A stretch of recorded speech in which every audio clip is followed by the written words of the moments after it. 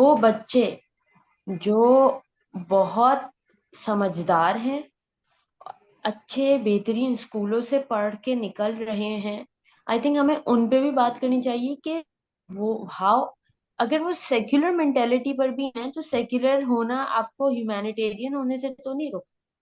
I mean सकता। तो उनके। आप, आपकी रिलीजियस आइडेंटिटी ना हो, कल्चरल आइडेंटिटी ना हो, लेकिन इंसान होने के नाते तो आपकी कोई मोरल रिस्पॉन्सिबिलिटी है। ये हम्म। क्या सोच पैदा हो गई है out of this this entire system that they come out of, that they just care about themselves. Oh, ये जो inferiority. So the whole point to colonialism, the thing that we have internalized is that people with brown skin are inferior.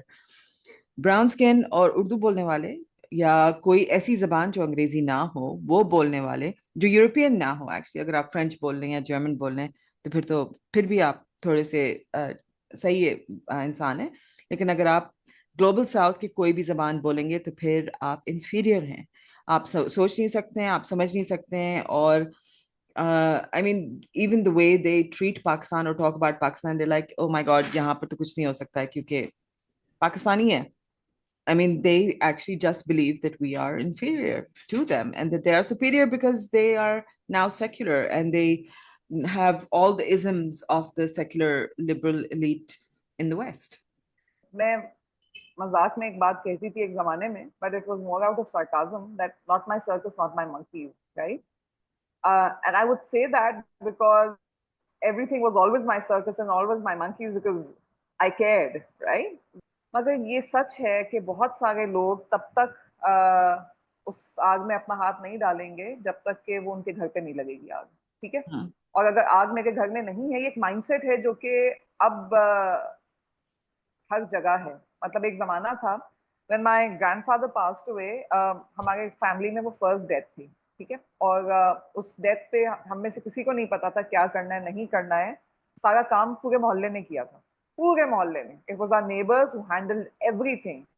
मगर मोहल्लेदारी भी अब वैसी नहीं गई है कि अगर हमारा मसला नहीं है तो उसमें हमें पढ़ने की जरूरत क्या है। आपके बराबर में लोगों के सामने I held up in front of my own house. ठीक है। और इतने मर्द आसपास खड़े हुए थे और किसी ने पलट करके शोर हंगामा नहीं किया, क्योंकि ये हमारा मसला नहीं था। ठीक है। तो ये पहले तो इस बात को समझो कि आप सेक्युलर हो जाएं आप ना हो जाएं। मगर अब वो जो एक बात मेरी अम्मा कहती थी ना कि कयामत के वक्त जो या नफसी का आलम आएगा कि it's all about me, Me. I will not be concern about anybody else. ठीक है। तो हम और आपको कहा जाता है, आपको घर पे बहुत से पेरेंट्स मिलेंगे, माँ और बाप दोनों, जो कहेंगे कि पराई आग में हाथ डालने की जरूरत नहीं है आपको। ठीक है।